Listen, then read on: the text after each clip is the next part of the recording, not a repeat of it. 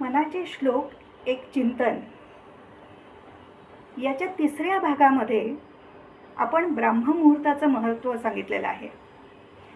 एक छोटासा प्रयोग सांगते, करून पहा. पहाटे 4-5च्या सुमारास उठायचं. थोडं बाहेरच्या वातावरणात या. त्यातली शीतलता, त्यातला प्रसन्न अनुभव आणि आजूबाजूची सगळी शांतता याचा अनुभव घ्या.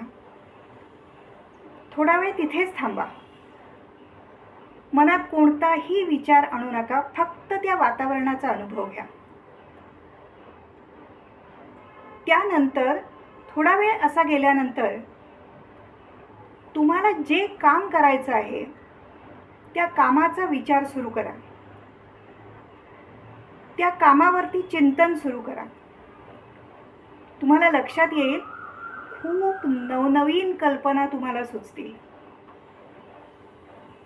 ही जी मनाची प्रसन्नता निर्माण झालेली आहे ती दीर्घ काळ टिकेल.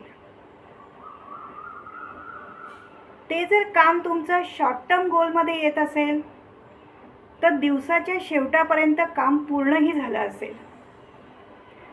ते काम जर लॉंग टर्म गोलमध्ये येत असेल तर ते काम पुढे सरकलेलं तुम्हाला लक्षात येईल.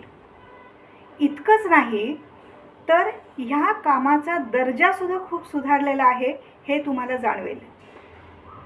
दिवसाच्या शेवटी दिवस सार्थकी लागला याचं एक मोठं समाधान तुम्ही घ्याल. जरूर करून बघा. आणि शेवटी हेही सांगते की हे का घडतं माहिती आहे? हे एवढ्याचमुळे घडतं की तुमचं मन शांत, प्रसन्न आणि स्थिर असतं. जेव्हा मन शांत असतं त्याच्यामध्ये सगळे सर्जनशील विचार हे मनामध्ये यायला लागतात. आपण अधिक विधायक कार्य करायला लागतो. पण अस्वस्थतेने गढूळ झालेलं जर मन असेल तर तेव्हा काहीही सुचत नाही. जरूर करून बघा, अनुभव घ्या. धन्यवाद.